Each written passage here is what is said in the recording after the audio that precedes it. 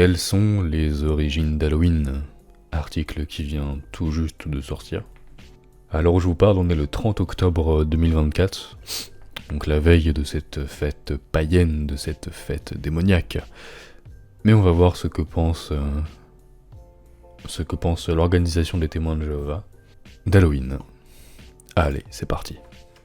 Alors quelles sont les origines d'Halloween? Réponse de la Bible. Faut bien noter que c'est pas la réponse de jw.org, c'est bien la réponse de la Bible, selon eux en tout cas. La Bible ne parle pas d'Halloween, une fête que beaucoup célèbrent chaque année, le 31 octobre. Ses origines et ses coutumes n'ont rien à voir avec les enseignements de la Bible. Donc on va voir les origines et les coutumes d'Halloween. Est-ce vraiment gênant qu'Halloween ait des origines païennes? Et d'où vient le nom Halloween? Aujourd'hui, vous mourrez moins bête, mais vous mourrez quand même. Alors, les origines et les coutumes d'Halloween. Samhain. On peut faire remonter les origines d'Halloween à la fête de Samhain, une fête païenne antique que célébraient les Celtes il y a plus de 2000 ans. Explique The World Book Encyclopedia. Les Celtes croyaient que les morts pouvaient marcher parmi les vivants à ce moment-là. Durant Samhain, les vivants pouvaient voir passer les morts. Évidemment, on n'aura ni la page ni l'article de The World Book Encyclopedia. Déguisement d'Halloween, friandises, des bonbons ou un sort. Selon un ouvrage, certains Celtes portaient des costumes macabres pour que les esprits errants pensent qu'ils étaient des leurs. Ils les laissent tranquilles. D'autres offraient des friandises aux esprits pour les apaiser. Dans l'Europe médiévale, le clergé catholique, qui avait adopté les coutumes païennes locales, demandait aux fidèles de se déguiser et d'aller de maison en maison demander de petits cadeaux. Sachant qu'aujourd'hui, l'Église catholique condamne la fête d'Halloween. Mais je pense que l'article ne va pas le souligner. Ça doit être un simple oubli. Alors, fantômes, vampires, loups-garous, sorcières et zombies. Ces êtres sont depuis longtemps associés au monde des esprits mauvais. Parlant d'eux comme de monstres surnaturels, le livre Halloween Trivia dit que ces créatures sont étroitement associées à la mort, aux morts et à la peur de la mort. Si Halloween Trivia le dit, c'est que ça doit être vrai. Citrouille illuminée d'Halloween. D'après un ouvrage au Moyen-Âge, en Grande-Bretagne, les gens se déplacent de maison en maison, demandant de la nourriture en échange d'une prière pour les morts. Ils portaient des lanternes creusées dans des navets, avec à l'intérieur une bougie symbolisant une âme enfermée dans le purgatoire. D'autres ouvrages expliquent que les lanternes étaient utilisées pour éloigner les mauvais esprits. Dans les années 1800, en Amérique du Nord, les navets ont été remplacés par les citrouilles parce qu'il y en avait beaucoup et qu'elles étaient faciles à évider et à sculpter. Est-ce vraiment gênant qu'Halloween ait des origines païennes? Oui. Pas de doute possible, oui. Bien que certaines personnes considèrent Halloween comme une fête inoffensive, les pratiques liées à cette célébration sont en désaccord total avec les enseignements de la Bible.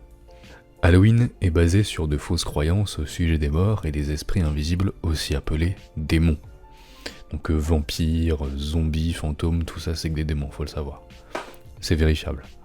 Les versets suivants montrent le point de vue de Dieu sur les croyances liées à Halloween. Qu'on ne trouve chez toi personne qui consulte les esprits ou les spirites, personne qui interroge les morts. Ce qui est marrant, c'est qu'ils prennent la Bible de Second Tenté.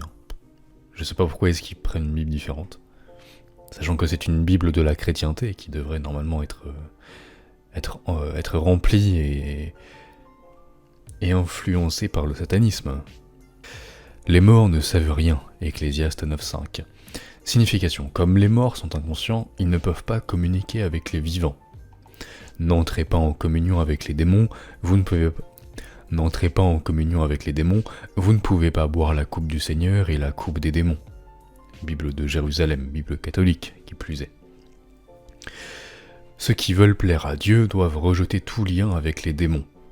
Et résistons aux ruses du diable, parce que nous avons à combattre contre les forces spirituelles méchantes. La haine.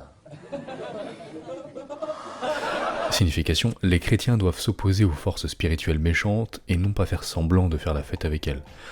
Aucun enfant qui va demander des bonbons pour s'empiffrer le soir d'Halloween n'a vocation à parler avec les démons, ils veulent juste manger des bonbons.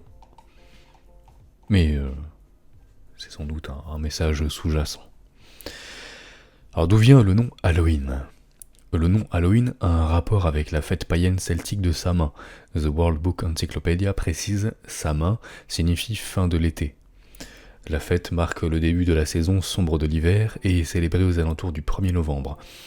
Entre les années 700 et 800 après Jésus-Christ, l'Église chrétienne a établi à cette date une nouvelle fête, la Toussaint. Le mot Halloween est une contraction de l'anglais All Hallow Even, qui signifie littéralement le soir de tous les saints, c'est-à-dire la veille de la Toussaint. D'accord. Dommage que les témoins de Jéhovah n'existaient pas en 700 et 800 après Jésus-Christ, ils auraient pu éviter que Halloween devienne une fête païenne. Mais bon, aujourd'hui ils sont là pour rattraper le coup. Bah écoutez, c'était très rapide, hein. Dites-moi ce que vous en pensez en commentaire. Hein. Moi je pense que ce fut très instructif, donc la sorcière là, la petite fille démon et l'enfant vampire sont tous les trois des démons qui veulent faire entrer Satan dans votre demeure, donc surtout, n'ouvrez pas si les enfants viennent chercher des bonbons. Par contre, si ce sont des témoins de Jéhovah qui viennent vous distribuer des prospectus, là, il n'y a pas de problème. Vous pouvez ouvrir, il n'y a pas de démons, il n'y a pas de tout ça. Bah écoutez, c'est terminé, et puis on se dit à la prochaine.